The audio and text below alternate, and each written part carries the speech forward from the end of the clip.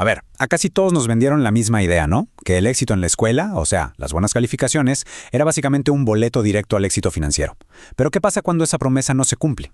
Hoy vamos a meternos de lleno a desmenuzar esa idea, a buscar el verdadero código de la riqueza. Desde pequeños a muchos se nos grabó esto a fuego.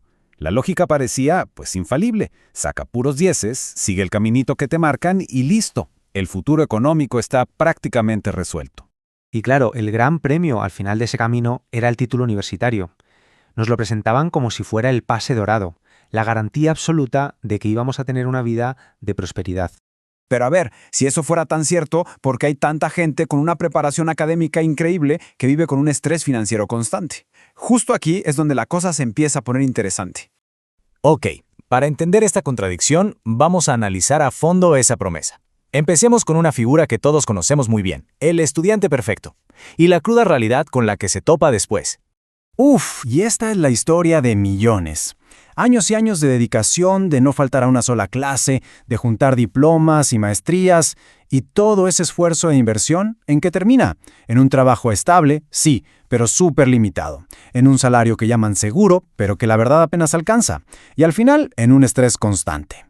De repente, ese camino que parecía tan seguro, pues ya no se siente así, ¿verdad? Ahora, para entender el porqué de todo esto, hay que echar un clavado a la historia y ver para qué se diseñó en primer lugar nuestro sistema educativo. Miren, el propósito original de la educación masiva no era crear genios inversionistas o emprendedores revolucionarios. Nació en plena era industrial y su objetivo era algo mucho más práctico. Necesitaba formar trabajadores eficientes. Y aquí está el meollo del asunto. El sistema está hecho para entrenarnos a ser piezas perfectas de un gran engranaje. Personas que siguen instrucciones, que son disciplinadas, que sobre todo evitan los errores. Nos enseña a cambiar nuestro tiempo por dinero. A competir por una calificación, no por crear valor real. Básicamente nos enseña a operar la máquina, no a ser los dueños de ella. Y esto nos lleva a un conflicto psicológico, que es clave, quizás la barrera más grande que nos impide generar riqueza, un miedo profundo, casi paralizante a equivocarnos. Esta es la gran división de mentalidades, el cambio de chip. En la escuela se premia la respuesta correcta. Punto. El error se castiga, se tacha, te baja puntos. Te enseñan a tenerle pavor a fallar. Pero en el mundo de la riqueza es exactamente al revés. Ahí lo que se premia es el riesgo calculado, la experimentación.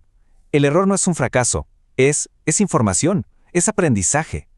Mientras uno busca la seguridad y la obediencia, el otro necesita abrazar la incertidumbre para poder crear. Esta frase es fundamental. Toda esa seguridad y predictibilidad que nos enseñan en la escuela es justo lo opuesto al ambiente donde se crean las grandes fortunas. Alguien que fue entrenado por años para temerle a lo desconocido difícilmente va a querer aventurarse a ese territorio de incertidumbre que es precisamente donde vive la riqueza. Y bueno, esta diferencia de mentalidad hace que sin darnos cuenta juguemos dos juegos financieros que son totalmente distintos, con reglas y por supuesto con resultados que no tienen nada que ver. Así que el punto crucial aquí es que el sistema educativo nos prepara casi de forma exclusiva para jugar de un solo lado de la mesa, el del empleado. Nos entrena para ser buenísimos intercambiando nuestro recurso más valioso y limitado, que es el tiempo, por un ingreso activo. Y aquí es donde cae la trampa psicológica. Después de tantos años de esfuerzo, la profesión se vuelve parte de nuestra identidad. Uno no trabaja de ingeniero, es ingeniero. No trabaja de doctor, es doctor. Entonces, salirse de ese camino se siente casi como una traición a uno mismo, y eso genera un miedo que paraliza y que impide explorar otras opciones. Ok, ahora, viéndolo desde más arriba, en el panorama general, esto no es ninguna teoría de la conspiración, es simplemente el diseño funcional de nuestra estructura económica. La verdad es que es un diseño muy eficiente. Para que toda la estructura económica se mantenga, se necesita una base enorme de gente que juegue al juego del empleado, que pague impuestos, que consuma.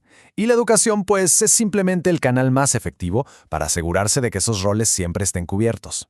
Entonces, la verdadera división no es entre la gente con estudios y la gente sin estudios. Para nada. La división real está entre quienes entienden las reglas del juego del dinero y quienes simplemente siguen al pie de la letra las reglas del juego académico, esperando un resultado que en realidad nunca se les prometió. Antes, este era el símbolo máximo del éxito. Un diploma colgado en la pared significaba disciplina, esfuerzo. Era la prueba de haber seguido todas las reglas. Pero hoy, la definición de éxito financiero es otra cosa. No se trata de un papel. Se trata de tener libertad para elegir qué hacer con el tiempo y con la vida. Y esa libertad se mide en activos, en cosas que generan ingresos, eso es el flujo de efectivo, sin que uno tenga que estar ahí presente todo el tiempo.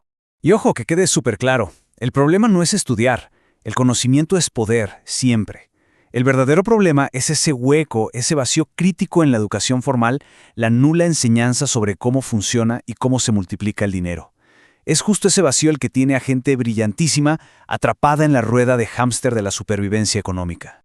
Así que la próxima vez que alguien diga que estudiar mucho es garantía de riqueza, a lo mejor vale la pena hacer una pausa y preguntar, bueno, ¿riqueza para quién? ¿Y con qué reglas estamos jugando? Porque el verdadero inicio para descifrar el código de la riqueza no está en los libros de texto, sino en entender el juego.